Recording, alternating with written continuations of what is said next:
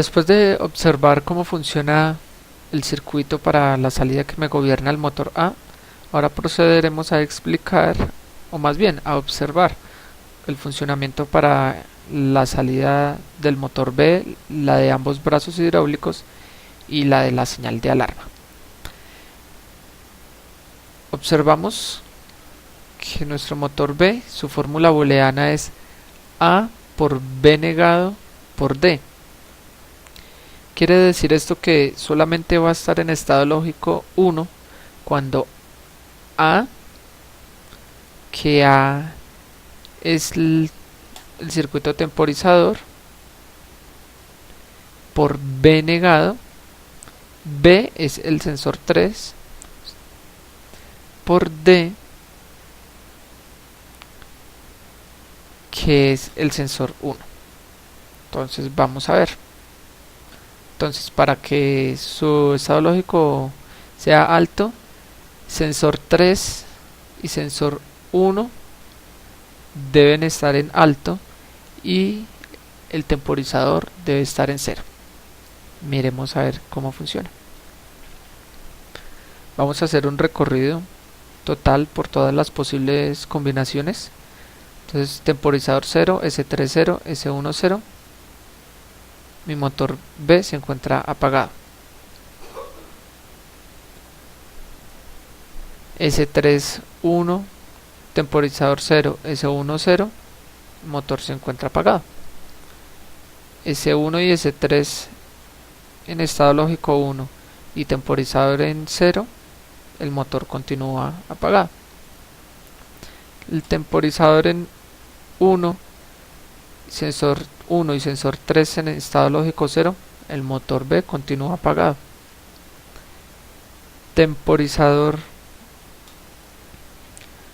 en estado lógico 1, S1 en estado lógico 1 y S3 en 0, el motor se enciende, lo que habíamos dicho.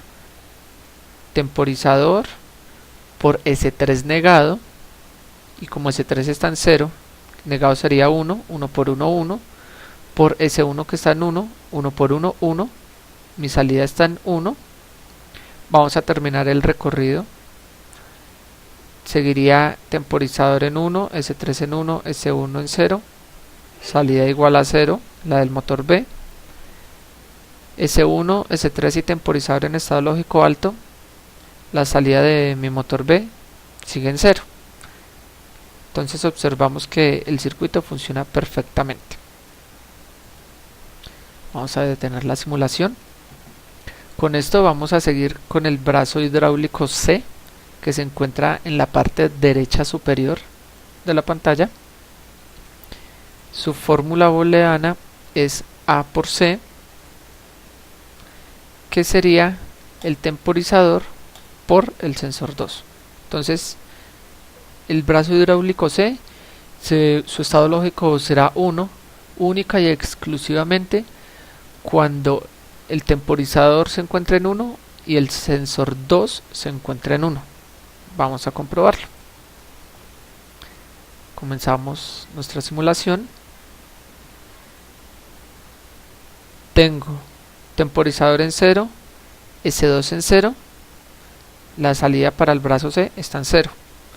Temporizador en 1, S2 en 0, la salida para el brazo C sigue siendo 0.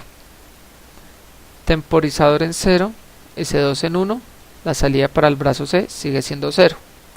Temporizador en 1, S2 en 1, la salida para mi brazo hidráulico C se pone en estado lógico 1. Podemos comprobar que nuestra fórmula booleana, o más bien el circuito cumple con la fórmula booleana.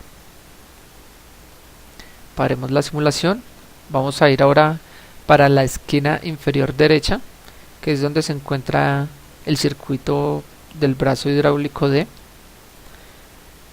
cuya fórmula booleana es B por E, lo cual es el sensor S3 por el botón que oprime el operario. Quiere decir que su estado lógico será alto solo